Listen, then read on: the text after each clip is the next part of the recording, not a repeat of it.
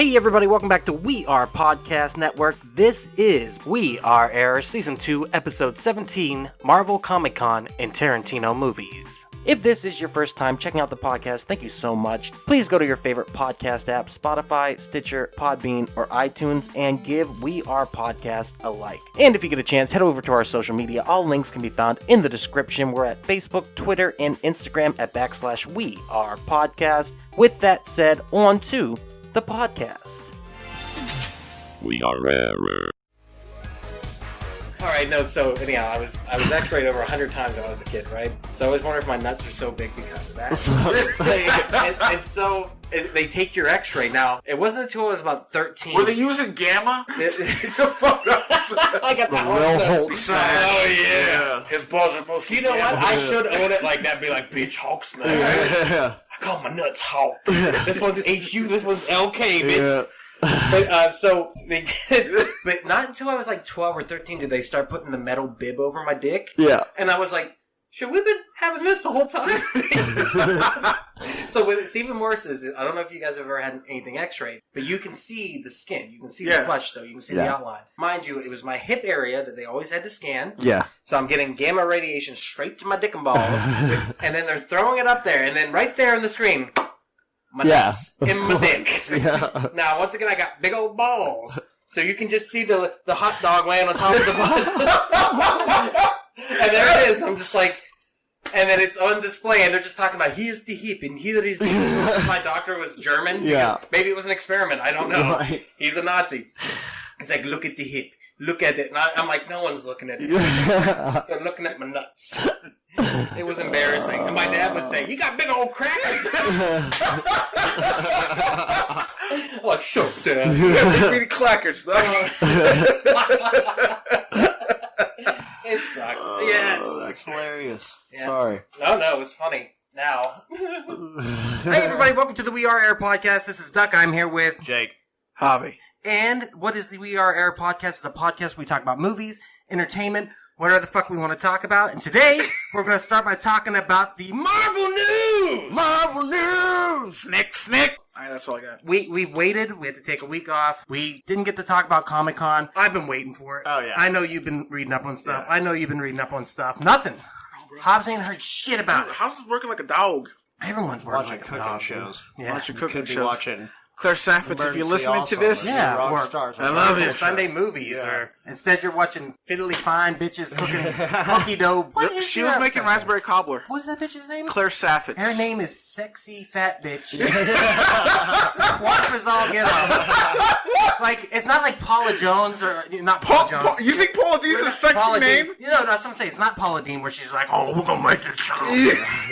Even though she does have the plum. Yeah, it's all, we're going to throw in some extra butter. Butter. That's my Paula Dean impression. Come on now. But no, it's, I mean, that girl's not bad. She's gorgeous. Maybe we need to make a cooking show. It'll be really sad. It'll be like, oatmeal. Open the packet.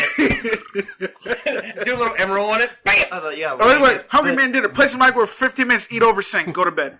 Delicious. You need the food dehydrator from Back to the Future Part 2. They put the little fucking pizza in there. Oh, dude, that's actually a good idea. We do a skit. I like would that. love That'd for be that to fucking actually amazing. exist. So, Phase 4. Feige got on stage, and they didn't say they were going to say anything at first. They said they were just going to come out and have an Avengers Endgame get-together where everyone kind of talked about Avengers Endgame and just celebrated the fact that it passed whatever billion, zillion Avatar dollars that it has. And, Right. And just basically give high fives and hand jobs It's to all everyone going to around, Disney right? anyway.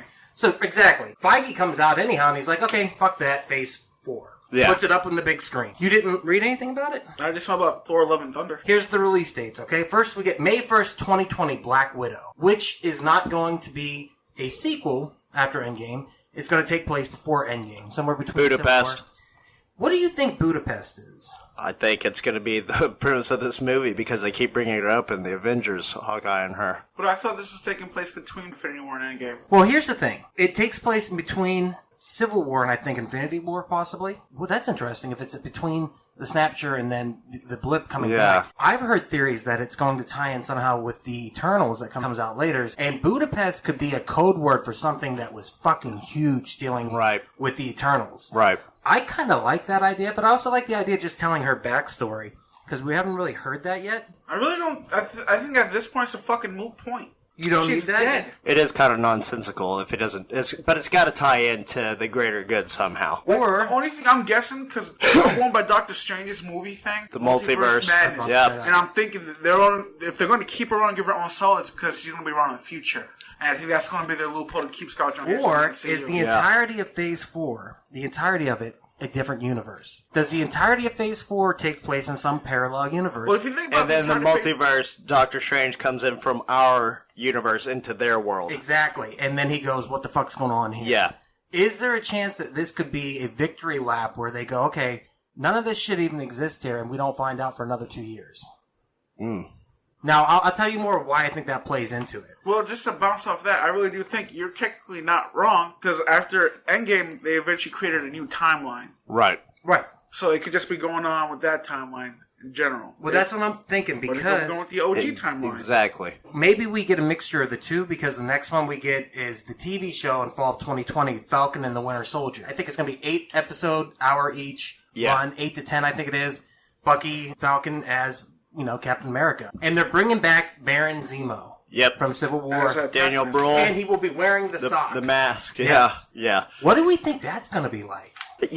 I read something on Comic Book Resource that they're having trouble with it right now. The script isn't like what they want it to be, and it's not the best. So they're like scrambling to get it produced right now. So I don't know. I really wish that Marvel would not try to do what DC is trying to do and failing at miserably. Because, with that news, it's kind of like, oof, you're both on the same track here. Well, I think you need to bring in the Russos, and you need to have them do what they did with the Winter Soldier, and really heavily go on the espionage spy angle of it. Right. And use it that way.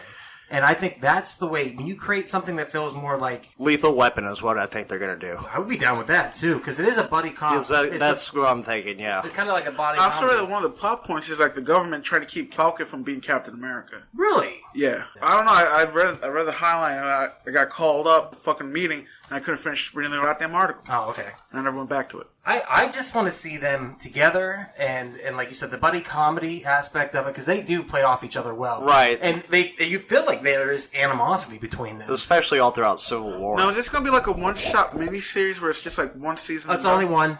Same thing with WandaVision, right? Every single one of the Disney shows you're going to see is a miniseries. Will tie into the greater movie universe somehow. So after that, then, we're going to get, in November 6th, 2020, we're going to get the Eternals. They brought out everybody on stage. They brought out Angelina Jolie. They brought out Salma Hayek. Oh, my God. Yeah. Holy shit. Out of those two, who's more... Salma oh, my Hayek. God. You think? Yeah, Salma. I think so, too. She got both her knockers. But then I see that Jolie lips, and I'm just like, oh, my God. Then they brought out... Kumail Nanjiani. There was rumors that Keanu Reeves was going to be in this, but he's not. The Now- MCU is just horny for Keanu. Yeah. Wait, what? Oh, yeah. They're talking about him for Moon Knight. He needs to be. That Moon would Knight. be fucking amazing. Anyhow, they brought him out on stage. Not much is known about this. From my understanding, the Eternals was a very limited run comic in the first place. It's basically Jack Kirby wanted to finish off his New God storyline, and he came over to Marvel and finished it off, basically, with Right. the Eternals. But it's been seeded in the Marvel Cinematic Universe, the Eternals, since Guardians of the Galaxy. Right. And I believe the Infinity Stones come directly from the Eternals. And I've said No, they come from the guys that created the Eternals. But I believe this leads eventually to Galactus. I think that's where we're heading towards. Right. Because of the Celestials and all that. Right. Which I hope so, because I really don't give a shit about the old Eternals or Celestials in the comic books. I want something more Earth-based and grounded. Well, I mean, the ending of Far From Home kind of sets up the cosmic stuff. It sets up the sword aspect with Fury vacationing whatever on the Yeah. Skrull ship. But I think this is their way of saying, we're going galactic with the rest of this. Right. And the Eternals, does it take place, you think, in the past? Or does it take place in the present? Or does it matter? Are these characters It doesn't immortal? matter. Or is it going to set up the villains for Phase 4 or Phase 5? Maybe these characters are their heroes in the Eternals. They turn them all into the villains. Oh, wow. I think that'd be kind of cool, where you see the villain origin story. Yeah, that would be actually really fucking cool. Yeah, I think that'd be a good angle. Plus, with Guardians of the Galaxy, we were all just kind of like, what the fuck is this? Yeah. I mean, once again, they were playing with their B tier anyhow. Right. And then they're going C tier, and they're like, who gives a shit? And then you Yeah. see how well that It's worked. like the best movie out of all Oh, of yeah, them. it's fucking amazing. So after that, we get February 12th, 2021, Shang-Chi and the Legend of the Ten Rings. And we are going to get the real man. The real Mandarin. Which I think they should bring back Ben Kingsley and just say he was the real Mandarin. After I'm all. so down with Well, that. because they did a one-off after the movie came Hail out. to It was the like King? 20 minutes. Yeah, Hail to the King. It was a 20-minute little short about Trevor Slattery, but in the end it's revealed that he was the Mandarin all along. Oh shit! I would love that. He's like a double agent. How do His you... fucking voice was awesome for the Mandarin also. Yeah. I'm a teacher. Yeah. How do you redo America. that? How do you buy it back from Guy Pearce going, I'm the Mandarin? Yeah. With like, now you're going to be like, nah, he wasn't. How do you buy that back? Because you can't just delete that out. You can't Star Wars Special Edition that. He could have been the Mandarin's fall guy. You know, You think it was but why like Like a the cult Mandarin used his fucking magic to make him a great actor in front of Tony Stark and convince him that he wasn't the Mandarin. I mean, I feel like there's got to be some sort of retcon in there somehow that they got to go back. I just There's don't a know how lot they're do gonna it. retcon because of the shit they did in that game. Well, multiverse. You're fucking right. I was thinking that right before you said that. If this is the multiverse, maybe that shit you doesn't get away matter. with that. Yeah, you can do whatever you want. Yeah. Clean slate. Right. Clean slate protocol. Yep. Clean slate on this too. That'd be fucking amazing. And yes, bring them back. That would be so fucking cool. Next after that, we get Spring 2021 WandaVision. Now, WandaVision, I think this is a play on words. I think they're fucking with people. I don't think this is Wanda in the Vision. This is Wanda's vision. I think she is going to open up the multiverse. I believe in the comics, didn't House of she M? recreate her life with Vision, and they had like children and stuff like that, and eventually Yeah. she just went, fuck it, none of it's real, and it just all disappeared. Yeah, I think so, actually. So does But she that's have- why he came back as the White Vision? Yes, that's exactly right. And that's what I'm saying. Maybe she's going to create a reality that somehow breaks realities and opens up the multiverse. Right. And that's how we're going to see this happen. Because evidently this is supposed to be like kind of a pseudo-trippy play on everything. Well, they're really Sounds like expanding her witchness in it. Like, they're going to delve deeper into that. Sounds like and it's how like she- the plot point for Spider-Verse from the Kingpin's perspective. Well, I feel like, you remember in Natural Born Killers, which ties into what we're going to talk about. Yeah. How Oliver Stone took the beginning family thing and filmed it like, It's like there a was... sitcom. But there were dark undertones. Yeah. I have a feeling it's going to be something like that, something very surreal. Because that movie has that, where it's telling the backstory, and then it heads into more reality. And this has Robert Downey Jr. dying. Yeah, Natural Born Oh, that Killers. movie does. Yeah. All right, nice. I like that at the end. This Oh, bloody Australian accent. so fucking good. He was awesome in that movie. He was. But I feel like it's going to be something like that, because there's been talk about it taking place throughout time and having different feels for each episode. Yeah. So maybe it is some kind of weird trip that she's on. I mean, I'd like to see something like that. Something a little bit more experimental and kind of fucks with everything. She's one of the most powerful characters in the MCU right fuck now. yeah. Like, I mean, they don't even expound upon that at all. They So, don't I mean, even tap like the tip of the iceberg of just how strong that character actually fucking is. and I think she's just now starting to find out since Endgame. Because you've seen her powers get progressively stronger throughout. Yeah. Is it in Ultron that she's holding up Sokovia? Oh, yeah. Yeah. I mean, at the end of Endgame, she's like, she shows up and she's like, you took everything from me. He goes, I don't even know who you are. will, And she's right. like, motherfucker, and she rains down on him. Like, Well, it's crazy. In Infinity War, she's fucking destroying all those giant rolling fucking battle droid things like they were nothing, and then all of a sudden she Yeah. can't even hold back And think about it, Thanos. she destroyed an Infinity Stone Yeah. while holding back Thanos with 5 Infinity Stones. Yeah. Right. That's how fucking strong this broad is. Yeah. And them titties are rocking, too. Oh, fuck yeah. Oh, my God. Goddamn Caitlin Olsen. I remember when she fucked her dad Thanos in that movie Old Boy. Yeah, that was God. I was confused, but still jerking off. Yeah. It was one of those confused jerks, like, Yeah. am I okay If with you just this? mute it and turn off the captions, you're fine. Yeah, I'm you good. don't have to hear any of that. So after that, we're going to get Loki in spring of 2021, which they seeded in Endgame with Loki taking the Tesseract and disappearing. Jumping into a different dimension. Once again, probably going to be dealing with the multiverse. And so that's why I'm like, is this all multiverse shit? Like, are they It has fucking to with be. us, right? Right, it has to be. What do we want to see from the Loki series? Do we want to see him go back throughout the movies like we already did with Endgame? Do we want to see more of that time traveling into the different things, him making changes?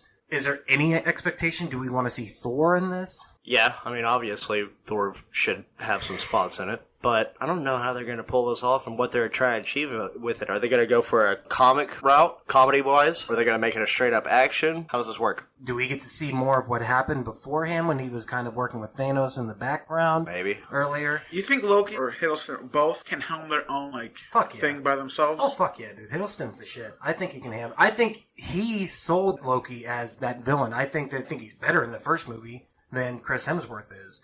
I think that he is, honestly, their second greatest villain now. Yeah. But still, he was the greatest villain for a long time. And no one gave a fuck about Loki. That guy carried that character into a place that made him amazing. Yeah. True. So I think that he can definitely do it. But after this, May 21st of some year, I guess 2021, we get what we keep talking about, Doctor Strange in the Multiverse of Madness. And they're coining this as the first Marvel horror movie. What does that mean? They're saying this is going to be Oh, an that was all-out a TV horror show, movie. sorry. What were you thinking? What was that fucking Marvel thing where the trailer is like very horror movie-ish? It was fucking New Mutants. New Mutants? That's what I was wondering. Was that a TV show or a movie? No, that was a movie that just never came out. It hasn't come out. They pushed back the release date, Now there's questioning if they're going to just outright cancel it. There's been talk of just throwing it on Hulu and But say, it's been fuck it, here you filmed. go. I know, but all kinds of shit's filmed that disappears. It's just one of those things where, are they going to just make it disappear completely? Or will they release it? Or will they try to make back their money? After seeing how bad Dark Phoenix did, I highly doubt that's going to happen. Yeah. I think the X-Men franchise is dead on that. I think that it's interesting that they're saying this is going to be the first Marvel horror movie, though. What does that mean? Like, is this going to be like a gory fucking rated R horror movie? Or is it just going to have a creepy vibe? Or I think it's going to be like creepy a vibe, like the creepy fucking vibe Sixth thing. Sense or something. like Yeah. The Grudge or Yeah. The Ring or something like that? Right. Ooh, that's kind of crazy. Think about that, like having that vibe. Sitting in a theater with the kids going around going, I think that'll be kind of weird for a Doctor Strange movie. They're saying they're going straight horror movie, so I'm interested in that. Yeah. And if you watch I like that the idea. the trippy scene where he trips out for the first time, he gets astral projected across the universe. It's just kind of freaky, man. I'm pretty sure if I was on something, I'd be like, Oh, fuck. I saw that scene high. I was like, oh. never yeah, mind. did it make you go like, Like, it triggered a panic attack. Like, Yeah. I legit had a panic attack. God damn, dude. Also, Wanda is going to be in this too. Co-starring. Yes, exactly. So that's why I also think maybe her series deals with parallel universes already. And she comes out of it and she's like, come on, come join me, come see this shit. And then they go and do that. That'd be What if fucking it's awesome. like the type of horror thing where, like, you may be right, where she creates the multiverse and shit, or opens like the doorways between all the multiverses and shit, and it's kind of like a Return to Oz kind of horror type shit, where it's like through the Looking Glass shit. Are you saying like she's the villain and he goes there and everything's And different? like, what if he's got to save her and try to bring her back to reality, get her back Everything into her there right is mind fucking and shit. creepy and not normal. That's good. That's kind of like, what's that movie? Cell? Yeah. Not Cell. Yeah. Is it Cell? Yeah, Am I it's thinking- The Cell with Jennifer Lopez and Vincent Yeah, D'Onofrio. where she has to go in and like convince him not to do this, and Yeah. it's Yeah. creepy, weird shit everywhere. That's how it could be a Yeah. I horror. kind of like that. When a the lot. fucking glass dropped through the horse and it's Yeah, split it dude. open, you can see its fucking organs and shit, and its heart still pumping inside. Oh yeah, that whole movie. Because is think like, about what it, the out of fuck? the aftermath of Endgame, I love if anybody movies like has that. one Yeah, me right to too. go fucking mad, But I love it. Like I can would think, be fucking wit. all right, the Widow. Cell. You're Witch. right. How about Witch. What Dreams May Come, wherever he has to go back into hell to save his wife. Yeah. How trippy shit gets. That movie's still around scary. The movie Arcade. I don't know if you guys have ever seen it, but Yeah. I will stick by that movie forever. Where she has to go in the game and it's the adventure. What you're saying, the Labyrinth, the Wizard of Oz, the kind of the adventure to get to the main place and save whoever it is. I want to fucking see that. That is badass. Yeah. I love that. I think that we need that. Yes. That would be so good. And have, like you said, have her lose her mind throughout WandaVision and then come back around to this and be like somebody's got to go in and get her. That'd be fucking awesome. Fucking sign me up. Holy shit. Just wrote a better. Yeah, Make it happen, We're just going to Disney. get them holding hands. You haven't even filmed it yet. We got this, Disney. We got this. All right. Well, playing on that, summer 2021, we'll get the What If series on Disney Plus, which is going to be the animated series with the guy from Westworld. Jeffrey Wright's Yeah. going to be playing the Watcher, and he's going to tell stories of the other The versions. deadpan comedian? The more we talk about this, No. He was the bad guy in Shaft. He's also. he's in what's that movie that Zoe Bowie made? Fucking On the Train with Jake Gyllenhaal. You're thinking of Stephen Wright. That's what I'm thinking of. Oh, I love that Jake Gyllenhaal train movie. Source Code. Source So Code. That fucking ending. And then he was wakes up in the fucked fucking up. Matrix. So good, dude. And he's like missing limbs and shit. Yeah. Dude, that movie's so good. It was though. so sad. So they're going to do the What If, which is all going to be animated. I'm putting two together. I think all this is multiverse shit. I think that theory actually holds up. Because the What If series is going to be alternative takes on stuff. Right. And it's going to be animated, but have all the cast from the movies back for the show. I'm intrigued to see how it's animated. Is it all going to be like the Animatrix, where they choose different That's things? what I was going It's to gonna say. be- Love, Death, and Robots. Dude, Like, I do think it that's like the that. way to go, right? Yeah. Have different animation styles. And, Yeah. And let people do the short. Well, not It would shorts. also make more sense in a multiverse as opposed to just Yeah. being one style. So Fuck that yeah. every other one signifies that it's in a different dimension. And you know it can work because you look at Spider-Man Into the Spider-Verse. Some of those characters are animated completely differently, yet Yeah. they still fit into that multiverse. Like, what are you thinking, Hobbs, the animation expert over I here? think it's gonna be dope. I was thinking about like how you said, what if they're all like different multiverses and shit. Have you noticed that when you're describing everything so far on the list, only the fucking TV shows, the one that have a miniseries, have to deal with the multiverse? Like, I wonder if the movies don't have to deal with the multiverse as much. But they have to, because... Like, what if their movie's not about, like, the multiverse, just like the effects of the multiverse? But if you look at this, every single movie we've actually mentioned actually could play into the multiverse. We put it on Front Street with Black Widow saying, maybe this takes place somewhere else. And then the Eternals, maybe that's the whole reason. Something happens in the Eternals that shakes up the whole universe. Or the movie's going to be the main timeline. Maybe.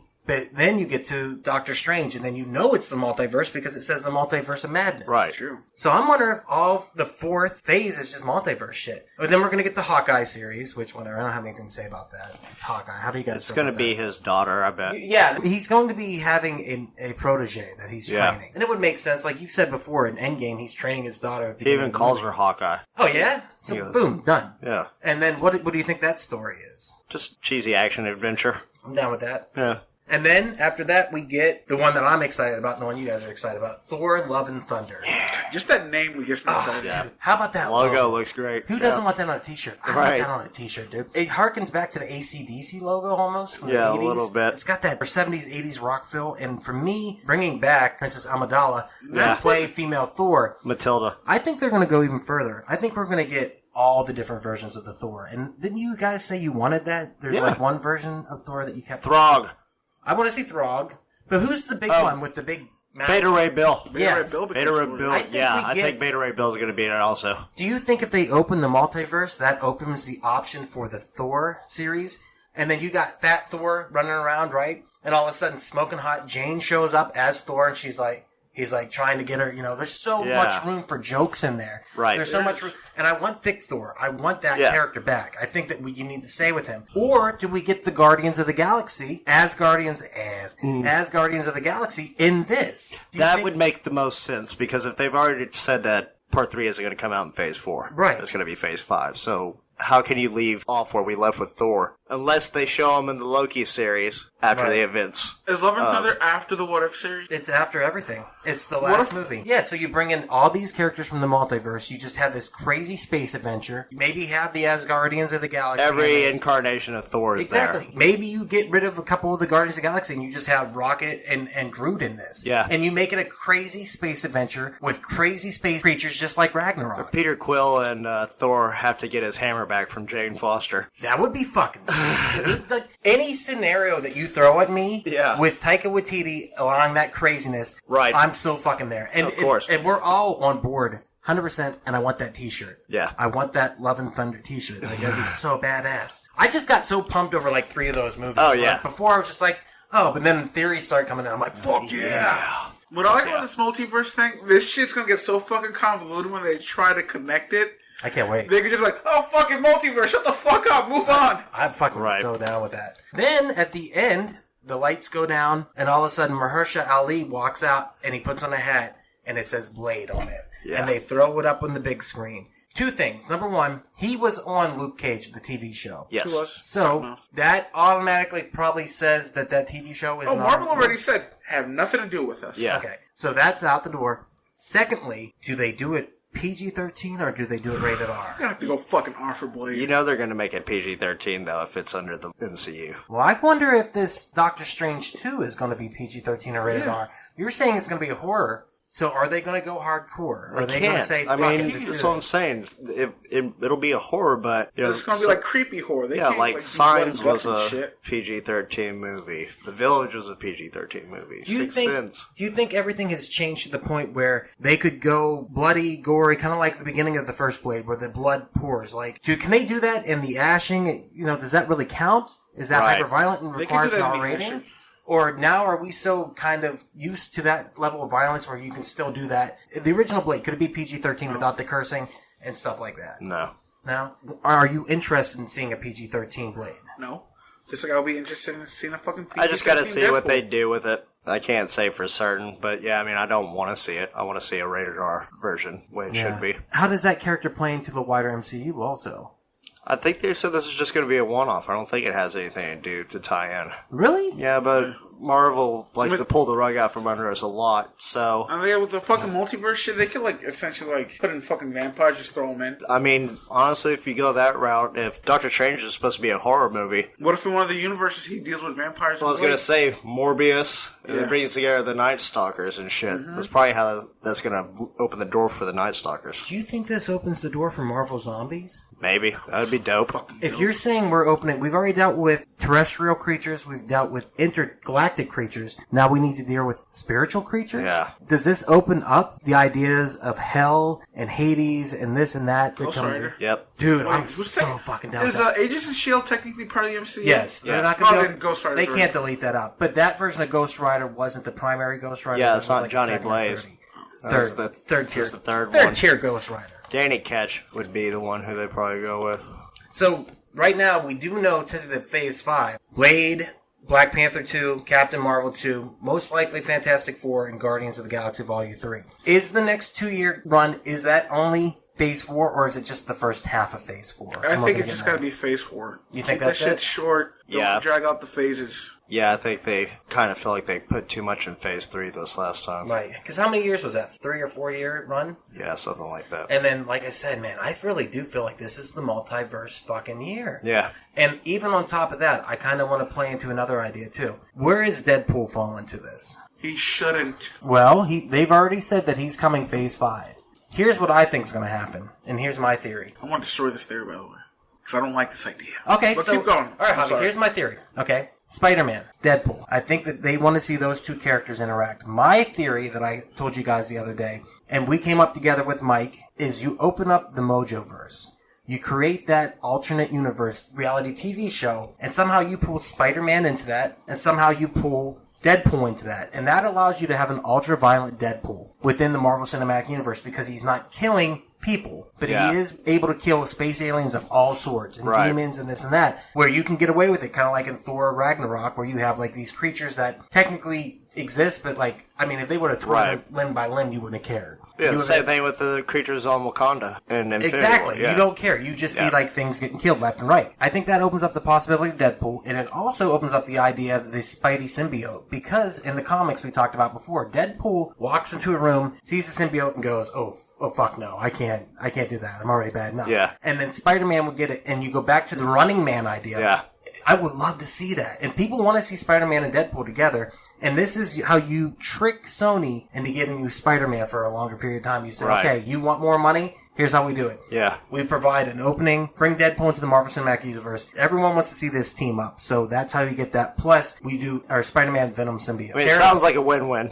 I would love to see it, but I just want to see shit get crazier and bigger. They've got Tom Holland locked on to do 9 Spider-Man movies now. Wait, what? Yeah. Word? Yeah. Fuck it. Tear it apart, Javi. Go ahead. Alright, makes a lot of sense, but then again, you think about the fourth wall breaks, the language, that would have bothered me. Okay, so you do... So he's on a TV show, though, so they bleep movie? out the F word. What movie? What movie? Is it Stallone and, whether in the future? Fucking Stallone and... Judge Dredd.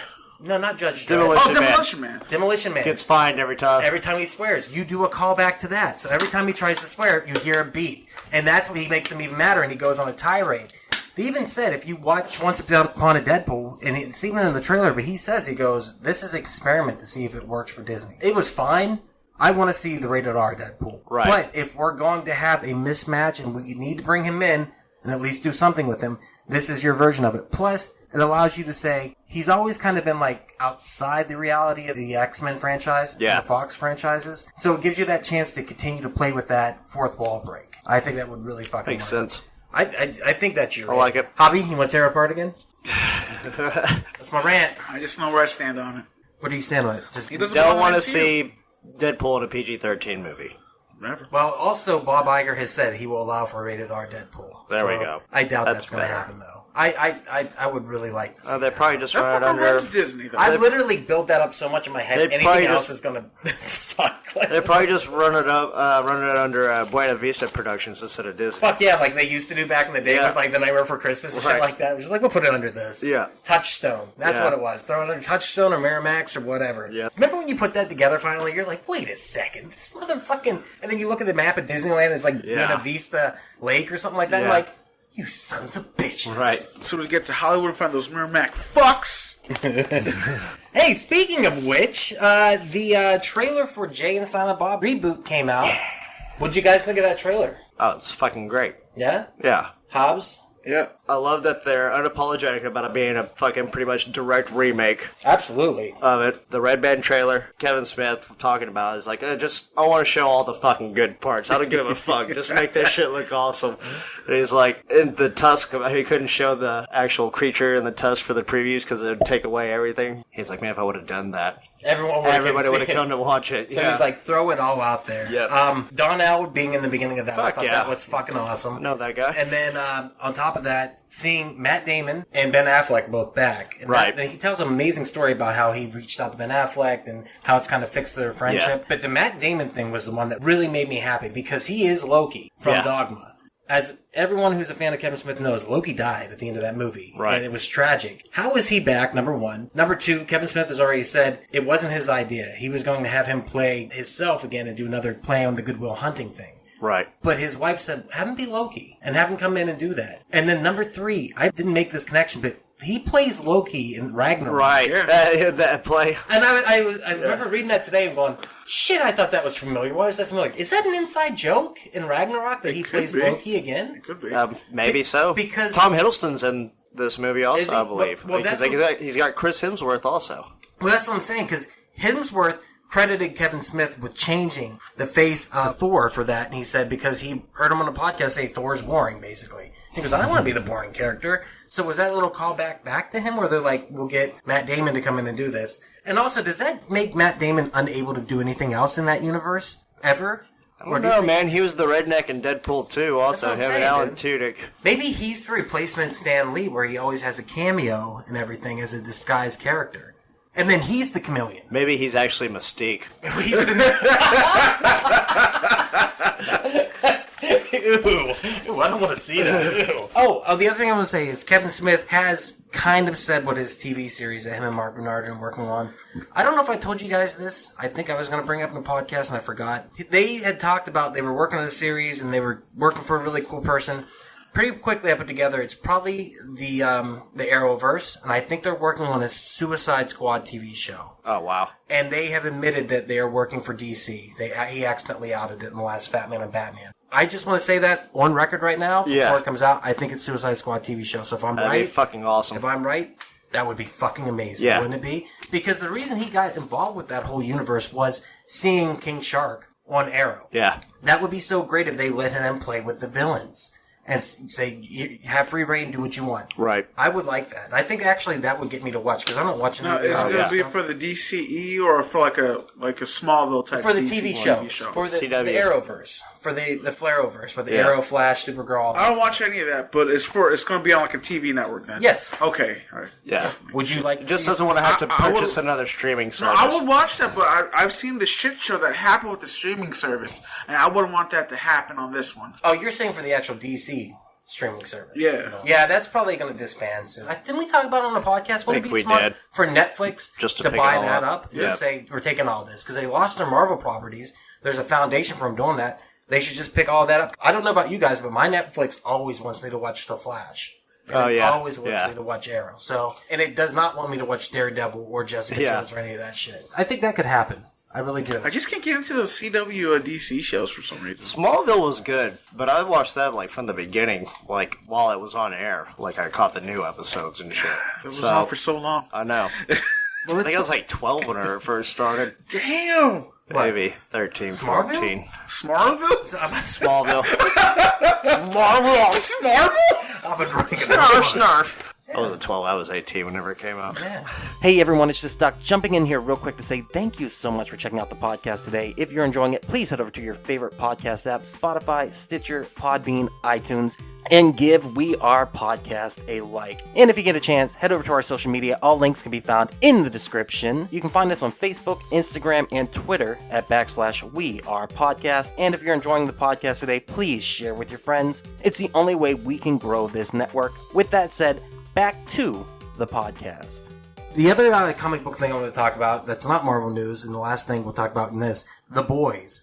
I've watched it. Javi has watched it. Have you seen any of it yet? I've seen previews for it. I want to watch it. It is in my top 5 for this year of things I've seen. I would say it's probably my second favorite thing I've seen. For me, it's top 3 as well. Yeah, I would say my top 3 right now is going to be Endgame, The Boys, Stranger Things Season 3. Like, that's my top 3. This show is so fucking good. They sold the violence aspect of it, but it really isn't that violent once you get into it. The story and the characters, fucking Dennis Quaid's and Meg Ryan's son, Jack is Quaid, fucking amazing, dude. I was like, why does this kid look familiar to me? Because he has some of the mannerisms of his father. Yeah. But I'm like, this kid is fucking good. And then Smoking Hot McHot Pants, the blonde girl, she's amazing. And then the villain, Homelander, if that guy doesn't win an Emmy, I'm going to be shocked. Like Ozymandias type? He's basically Superman. Yeah. He's like the red Superman. Okay. He is unbelievably fucking good. His acting is so, I don't know what to say. Like, he looks like Chris Pine. Did you think that the whole time you were watching No, it? he looks like He's like an older Chris Pine. He's like an older... My point has been proven! He's just an odd-looking dude. He's just straight up odd. No, dude, like, the charisma and all that, like, the way he holds himself, it's Superman. He is Superman.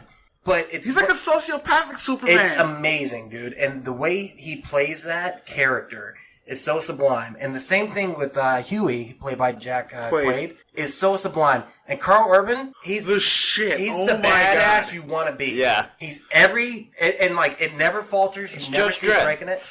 Dude, it's unbelievable. Like, and he's got his accent. He's got like a Cockney accent. And just everything about that show works. Some of it's over the top. Some of the acting is ridiculously stupid. There are moments in it where you're like, really? That would fucking happen? But the characters, you get so attached. Like, I cannot wait for season 2. I think it's going to be, and I haven't really read anything yet. I don't know how everyone else feels about it, but I think it's going to be the breakout hit of the year. It's definitely the new Game of Thrones. Definitely. It's the new Stranger Things. I think that once people start seeing it, which they will, I think Amazon has a hit on their fucking hands. They got a massive hit on their hands. And the ending, I'm ready for season 2. That's all more I'm going to say. Oh, How about you? I can't wait for you to see it so you can join in. And oh, dude, there's what's her name? Elizabeth Shue? Oh, my God. This is my last piece of news. Bruce Lee's daughter is unhappy with his Once Upon a Time in Hollywood portrayal. Yeah. I have not seen this movie, and neither has Javi, but Jake, you have seen Once Upon a Time in Hollywood. How did you feel about it? Easily one of the best Tarantino movies out there. What about soundtrack was amazing. Just the way it's shot. There's a lot of callbacks to a lot of old TV shows. The guy that they got to play Bruce Lee was fucking Bruce Lee. I don't know if y'all seen him in any of their previews or the way he talks. He sounds just like him, talks just like him, moves just like him. Yeah. It's really good. I don't know what else to say. I can't. Is it comparable to any of his other movies? Does it have a linear Let's say he rewrites history again. Okay, so the same way in Glorious Bastards, he rewrote history. He does in this one. And yes, there's plenty of callbacks. Yeah, there's a bunch of different flashbacks in it. It's fucking awesome. So is it kind of more like Pulp Fiction in the way that it's structured, or is it more like Glorious Bastards, or is it... more like Inglorious. Okay, so... Yeah. Where it's linear, but there are a lot of different character moments. Right. And there's multiple things happening at once. Correct. Are there any like little things that will connect it to his other movies in this one? Red Apple cigarettes. That's about it? I'm sure there's more that I didn't catch, but... Does the Sharon Tate, other than the murders, which they don't show, they probably just show it like the leading up to him, right. I guess. Other than that, they just have probably flashes of her to show the glam of the 60s, right? That's exactly what I figured they would do, because her story in a lot of ways does parallel the idea of stardom. You know, like she was really in a lot of ways a nobody who came up quickly and married a director who was coming up quickly, and her story is tragic. And I imagine the same thing with the Manson. Like, I knew immediately when they said the Spawn Ranch, if they're filming a Western, that would make sense for these characters to be there. Right. And because that's what that ranch was used for. Exactly. As a movie set. So it makes sense that those characters would be there. So I thought that was kind of cool that they were doing that. And to have it tell a story of a struggling actor and his friend who is a stunt double or whatever he is. My one question is, Kurt Russell, is he Stuntman Mike? No. Ah, damn it. I wish he was. That would have been so great. No, he plays a character named Randy, actually. Yeah? Yeah. Randy? Yeah. Is he in the movie for long, or is everyone just kind of like a glorified cameo? Like I said, it's like Pulp Fiction, where all it's more like a glorified cameo. I can tell it's hard for you to not want to tell us what happened. Yeah, seriously. But you just had to see it. You've seen it twice. Yeah. Did it get better on the second viewing? Yes, just as good, if not better. If you could have, would you have gone half hour after seeing it the first time to go watch it again? Yeah, probably, like I did with Endgame. Endgame. And multiple other movies. Jake, you are truly a cinemaphile. Yeah. You really do enjoy movies. Right. Jew movies, yeah. You Jew movies. Yeah. I like movies made by Jews, yes. All right, let's talk about some Tarantino. We'll just get into our experiences with his movies. For me, I feel like he is the director of that generation, Generation X. He is the one that brought the most to the table. Yeah. And he created a new style of filmmaking that I think will go with your hatred of him, Javi. Why do you think I hate Tarantino? I don't know why, but you seem like you have some anger and aggression towards him because he does remix. He is the hip-hop artist of the filmmaking world where he takes things from here, here, here, and here and uses them. Now, most people do that. Most people look at different things and they go, I like this, I like this, I like this. That's basic storytelling. Everyone's basically retelling their creation myth and the Jesus myth and this and that. I'm not saying Jesus is a myth. I'm just saying that storyline over and over again. I'm saying that. But I think that he is the cinematic version of that where he takes little bits and he samples and he samples and he samples and he creates something new out of it. Cinematic Jesus? Well, I mean, his films are pretty fucking good. Yeah, they are pretty godly. I would say a lot of his movies changed the game, and he's the only filmmaker I know could put out a movie like the one he just put out, which is a Tarantino film that's probably going to make money. Oh, yeah. Most of that stuff would be considered independent film and go My direct parents to... went and saw it today. That's what I'm saying. With normal movies like that, if somebody released something like that, that's a Netflix or a Hulu now. Yeah. Or maybe direct to DVD or an obscure movie that we would tell each other about and go, you need to see this. Right. He's the only one who can do a Tarantino film and actually make money. Right. For me, though, I do think that he hits pretty much every time. Oh, yeah. How about you, Jake? Yeah. I know you're a huge fan of Oh, Tarantino. fuck yeah. I don't know why Javi hates him. Why is everybody so mad at Tarantino? Do you? All right. You didn't like The Hateful Eight. Yeah. Okay, wow. I hate one fucking movie, and all of a sudden I fucking hate Tarantino. You Yeah. hate Tarantino. I don't... Let's put it on Front Street. How do you feel about... Shit. Sorry, Dad. Oh, no, wait. He hates us. Yeah. Because you didn't turn off your phone. I just did it now. All right. How do you feel about Tarantino movies? I like his movies. Okay. What was the first Tarantino movie you guys saw? Pulp Fiction. Yeah? But I was, as soon as it came out to video, pretty much. Right. VHS. Yeah, I was like 13. What did you think when you saw that movie for the first time? I thought it was fucking awesome, and then it got weird whenever Marcellus Wallace was getting raped in the basement. Yeah. And then I was like, this movie's fucking insane. Right. And then, yeah, I don't know. But then I was like, well, I might as well see what the other ones are all about. Well, Right. There was only one at the time, Reservoir Dogs. Right. So I watched that shortly after. It was really good. And out of those, which one do you like the best, do you think? At the Probably time, Pulp Fiction because it was my first experience with them. Right. I don't know. changed the game. Yeah. And it really did. I mean, you look at Pulp Fiction, it was a movie that defined the 90s in a lot of ways, made independent film very successful, made Miramax super fucking successful. Started Travolta's Renaissance, kind of. Oh, absolutely. Travolta went away for a long time, almost like Keanu Reeves, disappeared for 10, 15 years. And then he pulled him back from obscurity and made him viable again, you know? What was your first Tarantino movie? Pulp Fiction. I was about 6 or 7. And I was at a play with my cousin at my uncle's house when we were all playing. I was walking through and like, oh, this movie looks interesting. Bruce Willis, that's John McClane. I know that guy. And all of a sudden, there's Zed, and then they like, get the Gimp. And he starts doing that on Gimp's head. And my mom goes, Jay, you need to leave now. I was like, what? What's a Gimp? What's going to happen? Were they carting the TV out of the room? And then Did you see the way he was pointing at it? Like it was one of those teacher trays back in the day? I remember my uncle says, Jay, you gotta leave. And then he like grabs me by the back of my neck. He's like, come on. I was like, what's happening? What's going to happen? He's leading them. He was the gimping them. He was tapping. I think Pulp Fiction was my first Tarantino movie, too. For the record, Pulp Fiction's my favorite. I don't think it's my favorite, Oh, but man. I love Pulp Fiction. Yeah. I think that was my first, but I really couldn't place it. I think Reservoir Dogs I saw quickly after that. I like both of those movies. Yeah. Almost on the same level. They're very different while having the same mafia feel because a little bit of the setting. Right. The crime feel of the early 90s, which he basically brought into vogue at the time. Pulp Fiction is a masterpiece. I will not deny that. I think, though, for me, the movie that really set it off and made me just, like, fucking love Tarantino would have to be Kill Bill. Oh, yeah. Has to be. I was so fucking excited for that movie. Well, so was I because we're coming off of Jackie Brown, which was a good movie, but it was, by damn sight, not his best. It's probably his worst film. And it just dragged and dragged. Right. And then finally you see he's doing some fucking action shit, and you're like, oh, this is going to be the tits. Oh, and it was. I mean, I think the first one I saw on DVD, but I fucking love that movie. And I think the second, Volume 2, is the stronger portion of that. Ooh. I think that it's so much better than the first one. Hot take. Hot take. Yeah. I think as a full piece, though, it is amazing, and you can watch it as a full piece. That's how I prefer to watch it. And there's a scene in between with Michael Jai White that was added in the Mo. Yes, exactly, dude. And also, the whole big controversy at the time was the black and white, the House of Leaves, where they cut out all the Technicolor blood and gore and stuff like that. That's so it could get not an NC-17. So you get a rated R rating. Yeah, so you could get it rated R. And for me, I remember that being the controversy, but I remember that scene being so badass even in black and white. Oh, yeah. It didn't fucking matter. Right. It felt like it was made for that. Right. Yeah, it was a great cut. And the vengeance story, dude, the list, everything, the way it kind of jumped around like Pulp Fiction did, I really liked it. Now, I didn't know that people like Volume 1 better than Volume 2 until right now. That's a major thing. Is that really? Why do I like Volume 2? You know why I know why I like Volume 2 better? Because of the casket and the burying her in the grave.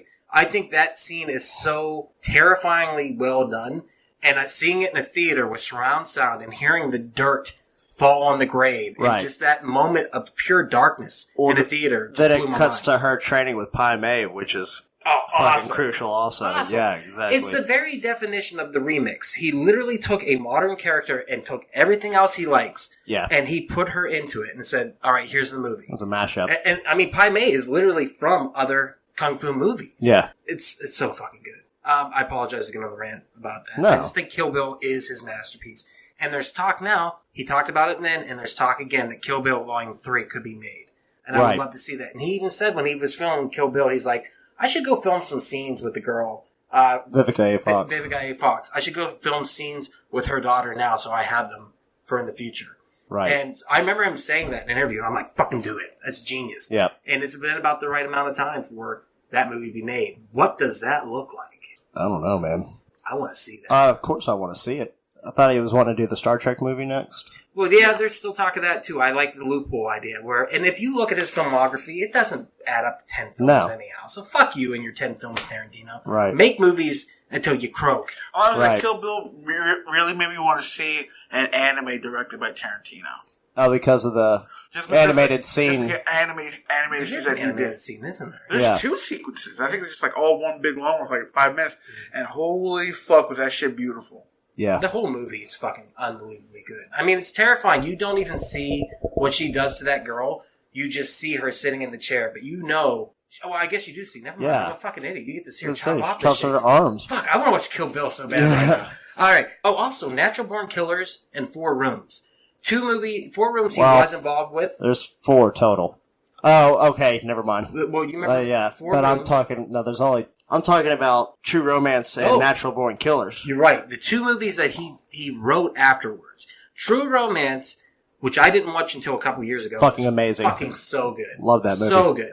And he wrote that, and it's pretty, I think Tony Scott directed it, and it's pretty close to his script. Yeah. Natural Born Killers is not close at all to his script.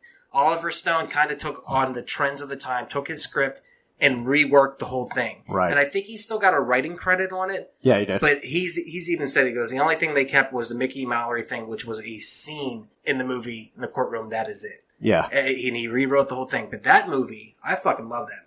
That movie is fucking out there. It's really good, man. Yeah. That's some trippy ass. It's a day ruiner for sure. Right. What? Day ruiner.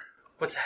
We talked about it on the last podcast. Oh, yeah, I probably Whereas it's like a movie so fucking surreal that it just kind of ruins your mood for the day. It's like, oh. You have to watch a palate cleanser. Dude, I really liked it. The first time I saw it, I was so fucking behind that movie. And I don't know, I think it was the love story aspect of it. Because I was like, that's fucking nuts. But I guess you're right, it is a day ruiner. I want to watch that movie now, too. Then we get From Dusk Till Dawn, which he also wrote. Yeah. That movie is a goddamn trip. Javi, do you like that movie? I fucking love that movie. Really? When I was a kid, I was scared of it. That movie scared the shit out of me. All I remember is somebody being like, oh, this girl gets naked and then vampires show up. And I'm like, I don't want to see that. And then 5 years later, I was like, I really want to see that. I want to see it again. That movie is so crazy because it does a switch. It goes from being thrilling and evil and dark and a day ruiner, like you said, where the violence and the implied violence is terrifying. Yeah. Then, boom, cut. It is a gore fest. Yep. And it's so weird that they build that tension, that opening scene, and like you can feel it, and then all of a sudden you are surrounded by demonic creatures, and it's just over the top and cartoony. Yeah. It is the weirdest switch in a movie ever, and I think it's wonderful. Oh, yeah, it's amazing. That was my first time ever seen I saw it in movie Tarantino theater. in person. Do what? That was my first time. That was because I remember I was like, because Richie, when he held up his hands, like, that guy looks familiar. And then I saw the credits. Oh, Richie. Tarantino's house. That's what Yeah, yeah. What is it, Sex Oh. Machine with the fucking the revolver cock? Right. That's Romero's guy. That's Tom Savini. Is who that is. It also introduced us to Earl Parks. That's right. At the beginning, and Yeah. he gets killed. Yeah. At the beginning, and then he shows up in Kill Bill, and then he's in Planet Terror also. Yes. Yeah. So later, so that character actually survived. Planet Terror, Death Proof, From Dusk Till Dawn, and Isn't he in another one too? Kill Bill 1 and 2. Yeah. So I mean, Earl McGraw, sorry. yeah, by Michael Parks. Yeah. The character by Michael Parks. Yeah. And then when he plays Esteban at the Yeah, end of fucking exactly. Kill Bill Volume 2, so fucking good. He's amazing, dude. After that, you get Sin City, which he directs one scene in, which I was thinking about the other day. That scene does stand out. It's the car scene. Clive Owen's character is talking to Benicio del Toro's character. And the fact that he chose, they're like, this your scene, do what you want. He chose to have him do the inner monologue as a narration. Spoken piece. Yeah. It fucking works, and it changes it, and it's trippy as fuck. Yeah. And that That's how it was in the book. But no, originally they were going to have it where he wasn't talking. It was just going to be narrated over. Okay? He chose to have him talk out loud. He chose to have him say that entire narration to the character in the car instead of being silent. I'm Shelley's boyfriend. I'm out of my mind. That whole scene? The Tarantino, yeah. The scene where he's in the car. With the okay. Yep. He's got the fucking gun barrel stuck in his head. Yeah. It's just so fucking good. So good. After that, we get the Grindhouse double feature, Death Proof and Planet Terror. Planet Terror is not good. I like Planet Terror. It's fun. It's weird. I'm a huge Death Proof fan, though. Death Proof, that last hour, once again, he does it again. He pulls it from Dusk Till Dawn, where you got the first 40 minutes to an hour being one movie, that accident where the girl gets her face shredded off, and then the second half of that movie being the entire chase on the front hood of the car. Yeah. Unfucking believable. And I love that how it ends, where they just pulls up the leg and snaps the guy's head. I think a lot of people don't like that. I love it. People don't like that movie. I'm a huge Kurt Russell fan. Y'all know this. That was one of the main selling points. And he just eats up the scenery also. And whenever he gets shot, he starts screaming like a bitch, and then he's starting to pour the tequila on himself, and the spit take, he sees it riding up real quick. Oh, dude, so fucking good. I think that chase scene, too, is it's amazing. 40 minutes of just pure, unbelievable cinematography. Zoe Bell. They did that. Yeah, that's Zoe. That's insane. That's so Who's fucking also the stunt woman in Kill Bill. Right. Javi, what do you think of that movie? Didn't like it. Didn't like Grindhouse. Yeah? Nothing? Nothing. Why not? First of all, Hipster. This was at a time where I was like deathly afraid of zombies, and I was a full-grown adult at this time. That's fine. I just didn't like zombies. I didn't like those zombies. They were all mutated and gnarly looking. Oh, that was great. I thought. It's fucking Josh Brolin in it was fucking awesome. Like, I thought the zombies looked like really good and scary, but it just scared me. Like, that kind of zombie really freaks me out. I feel like thinking about it now, it's definitely a callback to like Return of the Living Dead and shit like that. I think I need to give it a second. It's like a John Carpenter movie. They use fucking John Carpenter music in it. I think I need to give it a second chance. It's a weird fucking movie, and I remember thinking that Rodriguez doesn't always hit for me. Like, I think Once Upon a Time in Mexico is a terrible fucking movie. It sucks. Really? It is horrible, dude. Yeah. Desperado, that's a great movie. El Mariachi. El Mariachi's fine. Desperado is a great fucking movie. Once Upon a Time in Mexico fucking sucks. Same thing with Spy Kids. They're all terrible. Not the first one. Shark Boy and Lava Girl. Shark Boy and Lava Girl. He's hit and miss. Like, sometimes he does stuff that's not great. Yeah. I don't know if I agree with that. I think he's half and half. The Faculty is an amazing The Faculty was dope. You did Faculty? Yes. That movie holds up. From Dusk Till Dawn, he directed that. That movie holds up. You saw Battle Angel Alita? So fucking good. That's what I'm saying. That's a Rodriguez, man. So he's hit and miss. It just depends on what he's putting his fucking stamp on. So I think he did Predators also. I think he produced it. I was going to say he produced and wrote it. So after this, we get Inglourious Bastards. I'm a fan. Love it. Love it. Yeah, that movie this might be one of my favorite. I put it up there with Pulp Fiction. Yeah. I think it is. The first time I watched it, it's a sublime movie. You don't know what you're watching, and by the end of it, you're like, how did the stuff with the theater play into this, but wait, it all came together at the end, and the characters never met, but they kind of That whole fucking opening scene, though. The dialogue between him and the Frenchman. I was watching terrifying. that. Holy shit, that's no so one damn does good. tension like him. Yeah. No one does tension like him. I don't even know if there's a soundtrack underneath that. It's pure acting is what it is. It's just, it's in its angles, and it's a terrifying, like, claustrophobic feeling, and you know something's not right, but you're kind of buying it. The music didn't start until he said you're harboring enemies of the state, aren't you? That scene didn't kick off, and, like, he does, like, the ever so slight, like, zoom in, when hand, like, all of a sudden his face goes, like, fucking dead serious. You're harboring fugitives of the state, aren't you? Yeah. They're in your floorboards, aren't they? Yeah. Yeah. And it's, when I was watching that scene at work the other day. Brings out that giant fucking pipe, too, just to kind of, like, show who's boss. Yeah, like, I'm in control here, boy. Yeah. That's crazy. And that's what I'm saying. He has the ability to take something simple and something that should not be terrifying or make it intense or make it interesting and turn that around and just change it. The basement scene. From which movie? Fucking Inglourious Basterds. Same thing. That's fucking building up tension where they think that they're fucking caught, and they're not until he fucking does the English 3-inch or the German 3. Yeah.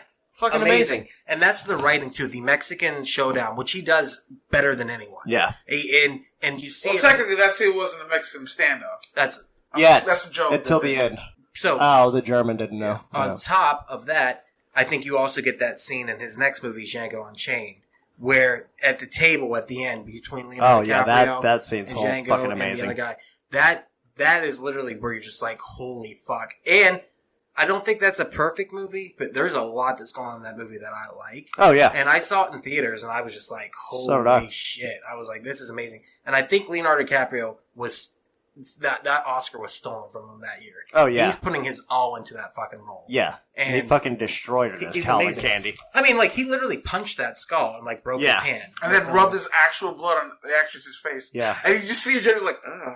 Yeah. That was for real. Yeah. Oh, dude, that's... that movie... That movie, though, I like that whole... That movie was, like, really brutal. Yeah, and that ending where he just goes in and starts killing everyone, I'm just like, fuck yeah, do it. We kind of ended prematurely on Inglourious, I think. Okay, we didn't bring I'm sorry. up how he rewrote history. Oh, absolutely. Whenever he fucking shoots Hitler in the face, right? Bring it. Yeah. Like, who's against that? So, and he makes Hitler such a character.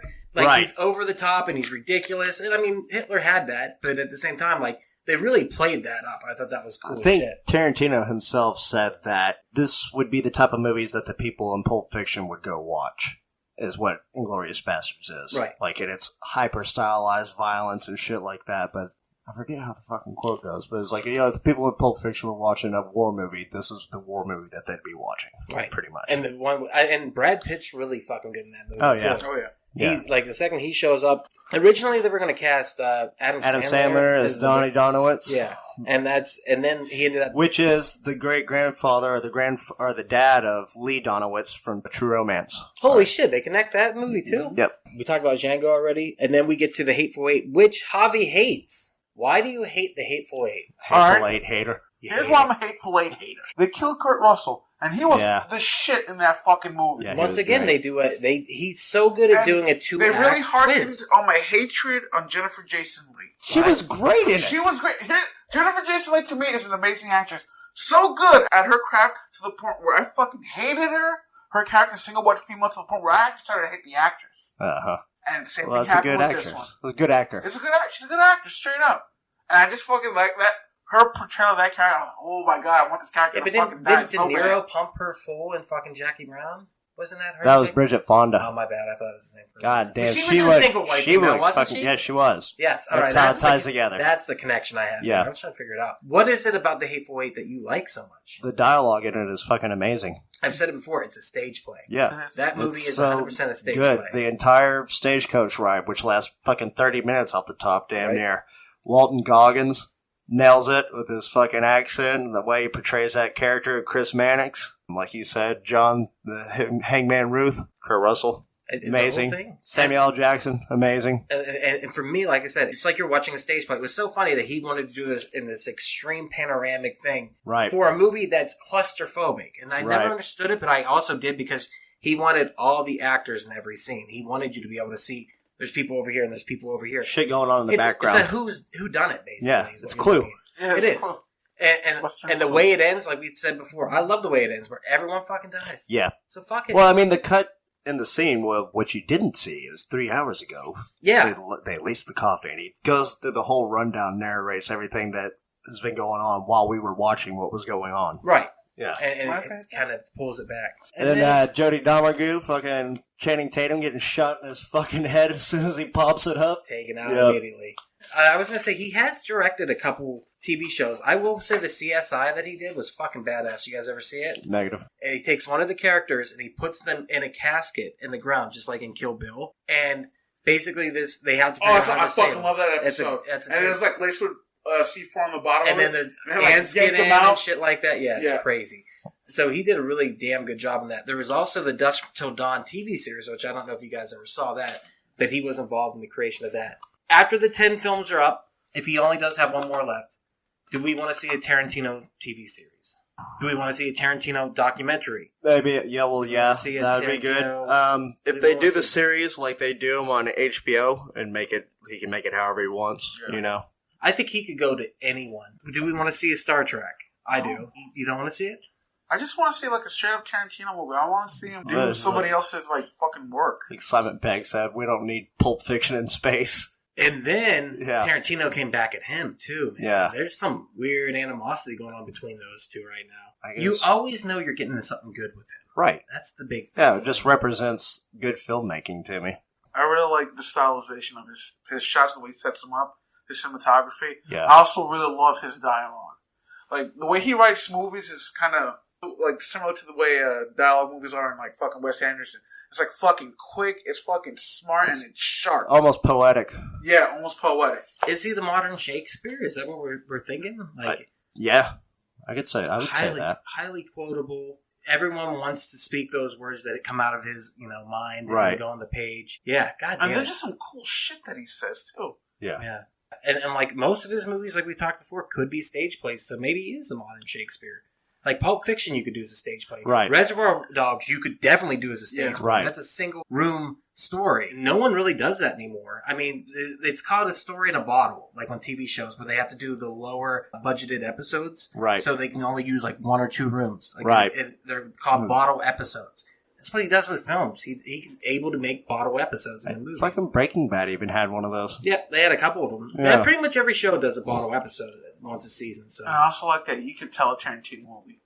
It's different from anything else that's out there. Yeah, and he's very deliberate with the songs that he chooses for his soundtracks. Amazing soundtracks. Yeah, like you said, his hyper stylized version of shots and takes. He's got his trademarks. You always see bare feet in them, looking up from the trunk or underneath the hood, whichever. Yep. The camera's looking up at the. He does a lot of low angle stuff where it's very point of view stuff, and it's always kind of comic panel framed, and I really like that. And I think that's.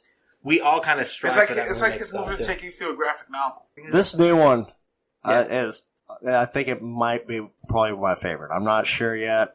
Another couple watches, but it's up there. It's really, really fucking good. Right. I can't wait to see it, dude. I cannot wait to see it. Javi, do you want to see it? I'll watch it.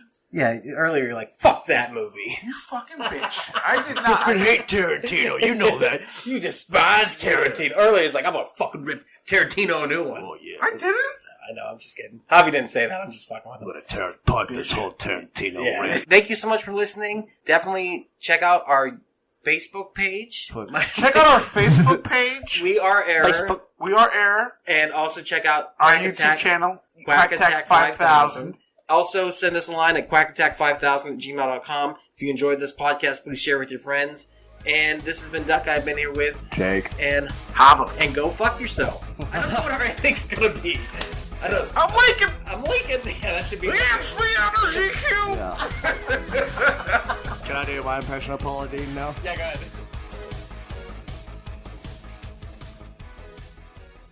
And there it is. Thank you so much for checking out the podcast today. If you have enjoyed it, please do not forget, share with your friends. That is how we grow the network. And if this is your first time listening, head over to your favorite podcast app, Spotify, Stitcher, Podbean, iTunes, and give We Are Podcast a like. And if you've enjoyed this podcast, you're going to love the other podcast here on the We Are Podcast Network. We have We Are Bagu, a video game podcast featuring me and Dr. Ethan Eastwood. That's where we talk Atari to Steam and everything in between. Don't forget Heroes Gyros, a Dungeons and Distractions side quest. Me and the boys were sitting down, we're playing some D&D, we're having so much fun. You can go and start that from the beginning of the journey, Season 1, Episode 1. You're going to love it all the way through. And finally, I Hate Being Sober. Personal stories from epic people. I'm going to sit down with some of the most epic people I've ever met in this world, and we're going to talk about their life, we're going to talk about their trials and tribulations, and we're just going to talk about their journey this far. Head on over to our social media. All links can be found in the description. You can find us at Facebook, Instagram, and Twitter at /WeArePodcast.